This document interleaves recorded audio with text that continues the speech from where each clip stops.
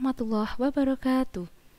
Anak-anak, mudah-mudahan hari ini kalian sehat semua dan semakin bersemangat untuk mengikuti pembelajaran IPA kali ini. Untuk kali ini anak-anak kita akan membahas materi bab baru, yaitu mengenai kalor dan perpindahannya. Pengertian kalor adalah bentuk energi yang berpindah dari benda yang suhunya tinggi ke benda yang suhunya rendah ketika kedua benda bersentuhan. Satuan kalor adalah joule atau J. 1 kalori sama dengan 4,2 joule. Pengaruh kalor terhadap suhu zat. Jika suatu zat menyerap kalor, maka suhu akan naik. Dan sebaliknya, jika suatu zat melepas kalor, maka suhu akan turun.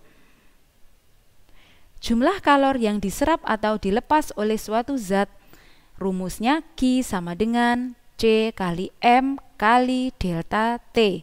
Jadi kalau di situ ada segitiga itu bacanya delta anak-anak. Jadi Q sama dengan C kali M kali delta T. Kalor jenis adalah banyaknya kalor yang diperlukan untuk menaikkan suhu 1 kg zat sebesar 1 derajat Celcius atau 1 K. Kapasitas kalor adalah kemampuan suatu zat menyerap kalor untuk menaikkan suhunya menjadi 1 derajat Celcius lebih tinggi. Untuk kapasitas kalor anak-anak, rumusnya C sama dengan M kali C kecil. M itu massa, C kecil itu kalor jenis. Pengaruh kalor terhadap perubahan wujud zat.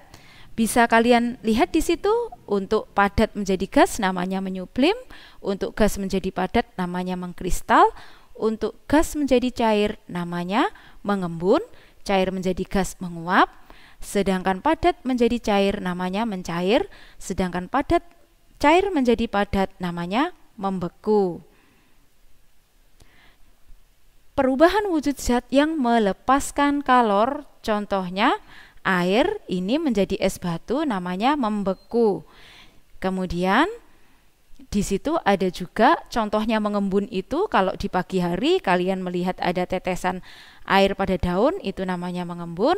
Kemudian untuk mengkristal itu contohnya di situ ada kapur barus atau garam dapur yang dibuat melalui proses pengkristalan. Perubahan wujud zat yang memerlukan kalor, contohnya itu es batu anak-anak, mencair atau melebur itu memerlukan kalor. Kemudian jika kalian merebus air, airnya menguap, itu juga memerlukan kalor. Kalornya dari mana? Dari api yang ada pada kompor. Kalor laten adalah kalor yang dilepas atau diserap pada saat perubahan wujud zat. Satuannya joule per kilogram. Kalor laten terdiri dari kalor lebur dan kalor beku. Kalor lebur adalah kalor yang diperlukan oleh satu massa zat padat untuk mencair atau melebur pada titik leburnya. Sedangkan titik lebur adalah suhu zat ketika melebur. Kalor beku anak-anak adalah kalor yang diperlukan oleh satu satuan massa zat cair untuk membeku pada titik bekunya. Sedangkan titik beku adalah suhu zat ketika membeku. Penguapan itu anak-anak dapat dipercepat dengan cara yang pertama, pemanasan itu untuk menaikkan suhu.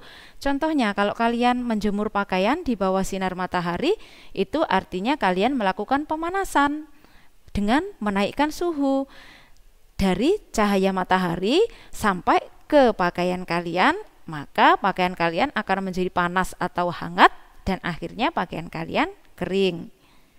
Yang kedua, memperluas permukaan zat cair. Kalau kalian anak-anak misalnya di rumah bikin kopi, nah kalau baru dibikin itu kan masih sangat panas ya. Supaya cepat dingin, apa yang bisa kalian lakukan? Ya dituanglah di lepek, sehingga permukaan lepek itu kan luas, kopi itu akan lebih cepat untuk dingin. Berikutnya anak-anak, dengan cara mengalirkan udara di atas permukaan zat cair. Jadi kalian kalau selama ini mau makan atau minum minuman yang panas, kalian itu kan meniup. Tujuannya yaitu supaya suhunya cepat turun atau untuk mempercepat proses penguapan. Nah, di sini kita akan bahas perpindahan kalor ada 3, yaitu konduksi, konveksi, dan radiasi. Konduksi itu perpindahan kalor melalui suatu zat tanpa disertai perpindahan partikel zat tersebut. Contohnya memanaskan logam. Pemanasan logam ini, jika salah satu ujung logam kalian panaskan, maka ujung logam yang lain juga akan ikut panas. Kenapa? Karena perpindahan kalor itu terjadi secara konduksi.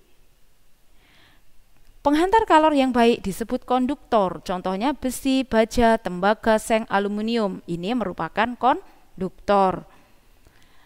Penghantar kalor yang kurang baik atau buruk disebut isolator. Contohnya kayu, kaca, wol, kertas, dan plastik.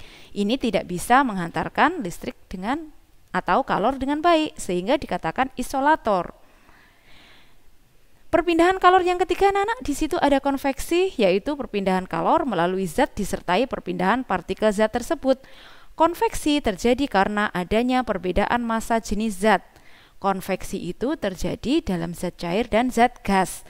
Kalau kalian merebus air, anak-anak, awalnya yang kena panas kan bagian bawahnya. Nah, kemudian bisa berputar panas atau kalor itu, sehingga air yang ada dalam satu panci itu menjadi bisa panas. Kemudian radiasi atau pancaran itu perpindahan kalor tanpa zat perantara. Contohnya cahaya matahari itu kan bisa sampai ke bumi, kita bisa merasakan kena tubuh kita, maka rasanya kan panas cahaya matahari itu. Nah, prosesnya dikatakan melalui radiasi tanpa adanya zat perantara. Pemanfaatan kalor dalam kehidupan sehari-hari, contohnya panci masak, anak-anak. Nah, kemudian termos atau setrika. Nah, demikian tadi anak-anak materi yang bisa Bu Ira sampaikan untuk kali ini. Sekian pertemuan kali ini. See you next week. Terima kasih atas perhatiannya. Wassalamualaikum warahmatullahi wabarakatuh.